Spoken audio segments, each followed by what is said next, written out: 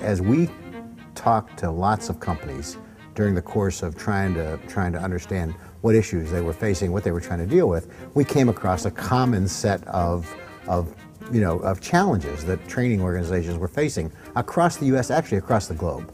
And what stood out every time was that they all had this functional orientation, viewed themselves as overhead, managed themselves against a set of metrics that were about volumes and activity levels and the like, and we kept saying, the problem here is that businesses interfacing with training organizations are having trouble understanding. The language is different, the behavior is different, the measures of success are different, and we thought it was time for training to move itself into a business orientation, if you will, and behave like any other business, like any other organization that's spending $1,000 per employee per year. The foundation is really simple. It's about effectiveness and efficiency. So what do I mean? Effectiveness is making certain that when a business invests a buck in training, that they get more than $1 back for it.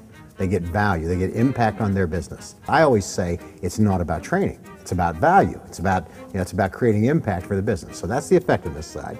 Then of course, there's always the efficiency side, which is, are we operating at acceptable costs, not lowest costs? Do we have our costs under control? Are we getting leverage from our investment?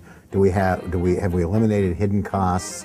Are our processes of the highest quality? Is the cycle time as short as it can be? All those things are about efficiency. So the twin tails of running training like a business: efficiency and effectiveness. If you think about activities across the value chain of training, and there is a value chain just like any business, right?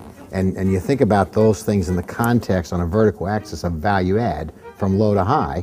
As you would guess, there are things that are high value add, and there are things that are low value add, and there are things that are in between. The low value added activities are not things you stop doing. You just have to understand that there are important things that you do in training. There are important things that you do that just don't add value. Okay? So if you draw a picture, what you find is, you have a hump, a thing that goes up and down, and it looks like a camel's hump. That's why we call it the camel chart. There's absolutely no reason that any learning organization, any corporate university ought to be investing their scarce resources in the low value-added activities. When I start asking questions like, how much are you spending on training?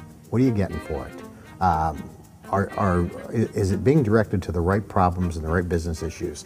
Are your people getting enough? Are they getting too much? Are your processes efficient and effective? Are you using all the right processes? So I have this list of questions. There's maybe 15 of them, right? And normally what I get in response is blank stares. I think you want your people spending time making a difference for the business. And what's that mean? It means understanding what their needs are, understanding how you can help them, figuring out how to engage the right resources wherever they may be to bring the right solutions to them, making certain that